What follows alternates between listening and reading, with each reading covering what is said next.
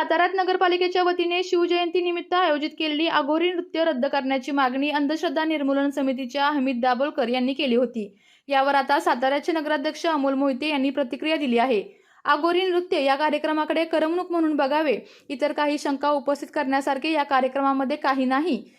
तसेच या संदर्भात डॉक्टर हमीद दाभोलकर यांच्याशी चर्चा करू असे नगराध्यक्ष अमोल मोहिते यांनी म्हटले आहे।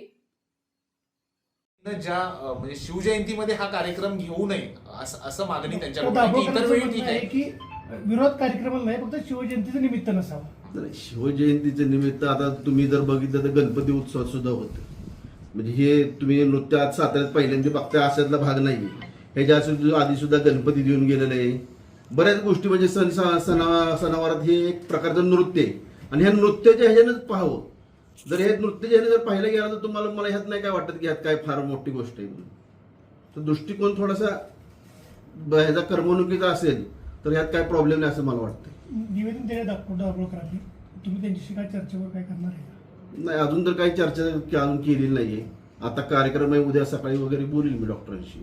त्यांनी माझ्यामध्ये व्हिडिओ पाहिले असतील किंवा नसतील, त्यांनी काय माहीत नाही मला, किंवा त्यांनी आता काय त्यातनं हे घेतलंय, त्यांचं सुद्धा काय जी मत त्यांचं हे झाले त्या सुद्धा बोलून चर्चेत न मारली। कार्यक्रम होणार आहे का अघोरी नृत्य? कार्यक्रम होणार आहे, कार्यक्रम घेतलेला आहे, आपण ऍडव्हान्स दिलेला आहे। ती गरीब लोक त्यांनी बुकिंग सोडून आपल्या साताऱ्यासाठी आलेत।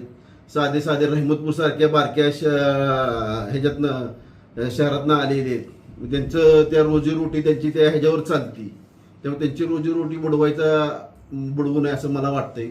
तर मी सगळ्यांना विनंती करतो की शिवजयंतीला कुठं गालबोट लागू नये आणि आपण एवढे दिवस जी परंपरा पाळली शिवजयंतीची तशीच ती कंटिन्यू राहावी आणि ह्याच्याकडे करमणूक म्हणून पाहावं, ह्याच्या व्यतिरिक्त काही दुसरा कोणी अर्थ काढू नये।